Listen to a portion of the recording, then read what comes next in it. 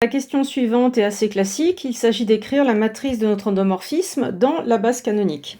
Alors évidemment, il faut connaître vos bases canoniques. Pour les polynômes de degré inférieur à 3, c'est 1x, x3. En principe, on doit vous indiquer dans quel ordre on range ces polynômes. Par défaut, c'est souvent par degré croissant. Un jour d'examen, ça devrait être précisé, parce que si vous prenez x cube, x au carré, x1, eh ben ça change votre matrice. Pour écrire une matrice, il va falloir faire des calculs et faire des correspondances matricielles. Là, vous allez devoir calculer les éléments de votre marge horizontale, qui sont les images de la base canonique, parce qu'on vous a demandé de calculer math BC. Donc ça, il va falloir calculer, mais il va falloir surtout faire correspondre à vos calculs les coordonnées dans cette base-là, qui a été choisie comme base d'arrivée. Comme les bases sont canoniques, vous savez que normalement les calculs sont légers. C'est très facile de faire la correspondance.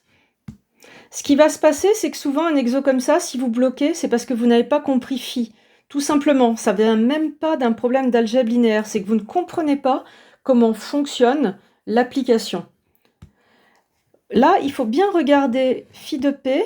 On vous a donné, vous voyez, quand la variable s'appelle p, on vous a dit c'est xp' plus p seconde. Donc, quand vous voulez calculer phi de 1, eh bien, vous faites tout simplement, pour p égale 1, x fois la dérivée de 1, donc x fois 0, plus dérivée seconde de 1, 0. Et vous voyez que phi de 1 vaut 0. Vraiment, pensez à... c'est vraiment compréhension, remplacer 1 par p, vous voyez bien ce que vous devez faire. Et donc, vous comprenez que phi de 1, il lui correspond une colonne de 0. Vous faites pareil pour phi de x. Si x s'appelait p, phi de x, vous feriez xp', donc la dérivée de x, 1, plus la dérivée seconde du polynôme x, 0. Et vous trouvez le polynôme x. Donc qu'est-ce que vous lui faites correspondre matriciellement? Eh bien, vous allez lui faire correspondre la matrice 0, 1, 0, 0, ici en coordonnées. Parce que là, revoyez les vidéos sur la correspondance matricielle. Ce que vous devez faire correspondre, c'est les coefficients devant vos polynômes. Ça, c'est 0 fois 1, plus 1 fois x, plus 0 fois x2, plus 0 fois x3. Et c'est pour ça qu'on fait correspondre la matrice 0, 1, 0, 0, qui est ici.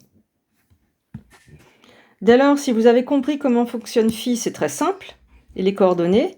Phi de x2, vous trouvez 2x2 plus 2, et vous comprenez qu'il faut faire correspondre 2, 0, 2, 0 dans votre matrice. Encore une fois, c'est une correspondance, c'est les coefficients de la combi linéaire qu'on met dedans. Et enfin, phi de x cube, 3x cube plus 6x, donc 0, 6 qui vient du 6x, 0 et 3 qui vient du 3x cube, ici, plus 6x. Et donc, voilà, on a notre matrice. Voici la matrice finale, et vous voyez que vous pouvez relire phi de x2 égale 2 plus 0x plus 2x2 plus 0x3. Il faut savoir faire dans les deux sens la correspondance matricielle. On se retrouve dans une prochaine vidéo pour déterminer par correspondance matricielle IMPHI et CARPHI.